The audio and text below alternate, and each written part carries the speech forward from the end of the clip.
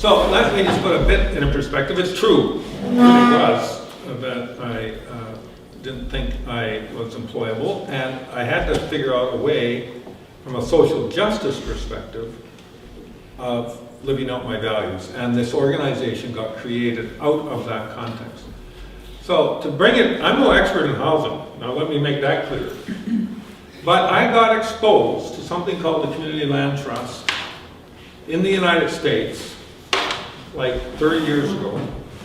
And I met a Catholic priest who was heading up the Community Land Trust movement in the United States, and who also was the founder of what became the Community Revolving Loan Fund movement in the United States, which was founded because the banks and conventional finance institutions had no idea what to do with a land tenure form that was held in the commons, if you will, held by the community, and was not private ownership model, okay?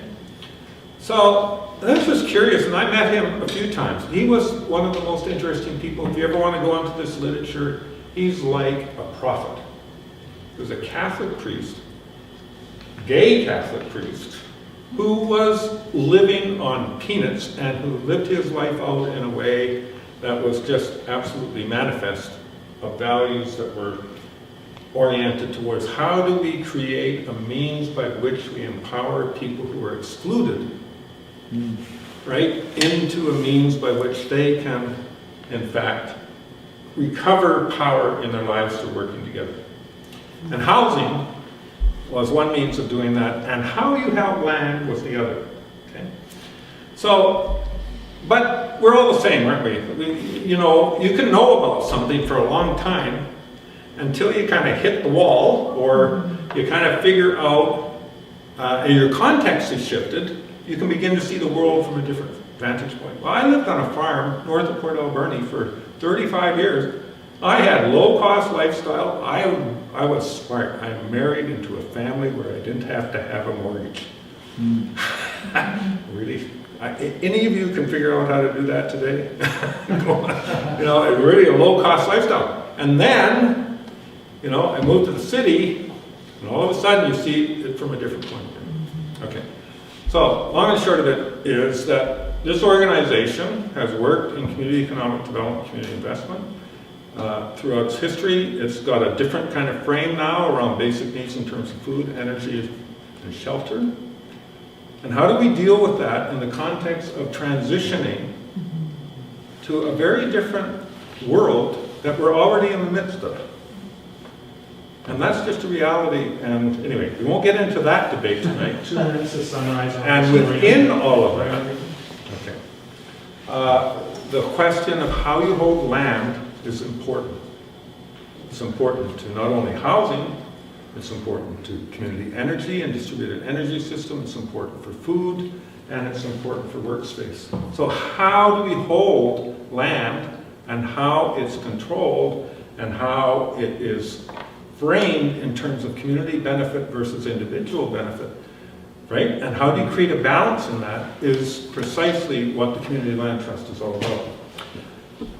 So, in the context of Victoria, I've been also leading the BC Alberta Social Economy Research Alliance, a project of our nonprofit enterprise, which is what the Canadian Centre for Community Renewal is. And it's had several universities from across the country. It's also had several what I call practitioner organizations in the co-op sector, the Mennonites, the community economic development, you know, you just go on. There's a bunch of these kinds of organizations. And for 6 years, we've been kind of carrying on a research program to try and figure out, okay, what's working, what's not working, how do we support what works, what's thwarting, scaling up what works, those kinds of questions. Okay, so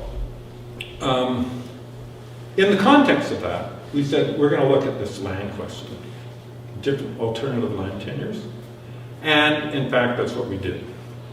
And in the midst of that, I had the opportunity to write a book, which I'll show you later, with a guy in the UK from the New Economics Foundation It essentially was looking at a lot of these themes that I just spoke about, among them housing and land trust. And I learned a lot through that process. And we did a number, this will be the third workshop tomorrow, bringing people together from the municipalities, the regional district, nonprofits, the co-op setting, the university, and so on, to see whether or not we could learn together how this model, which has created such interesting results, may or may not resonate in the context of a high amenity community like Victoria or Salt Spring or Vancouver.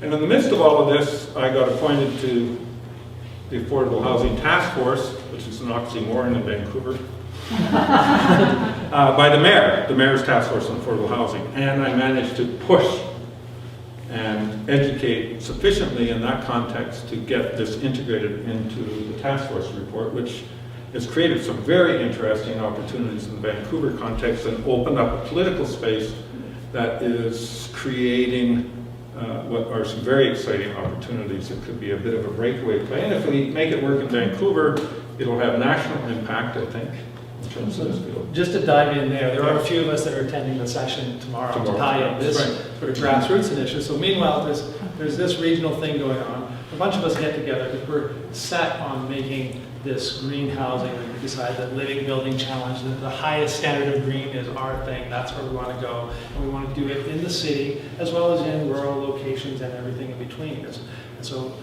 initially a pilot in the city in an urban setting because we believe that it can be done and a lot of us live here or are happy to live here. So we gathered together, and unlike the VIP group that Mike and Michelle convened where there was some debate about do we want a land trust, when I presented to that small group around our kitchen table, is this a good model to see actually pool land and capital in order that we can go ahead and build this housing? There was instant consensus. There was no question about hemming and hawing, need more information, research.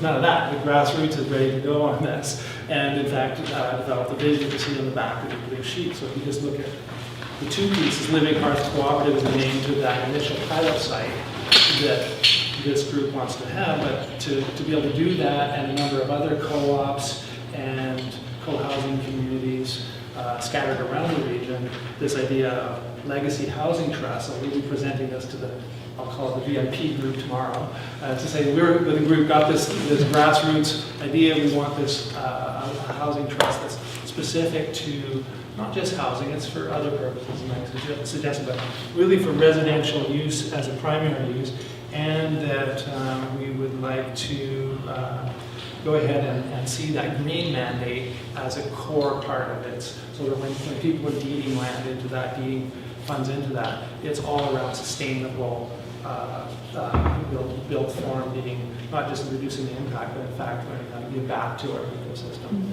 So if is anybody from the group willing to read out this vision statement, just share those draft words? I'll read it out. Thanks.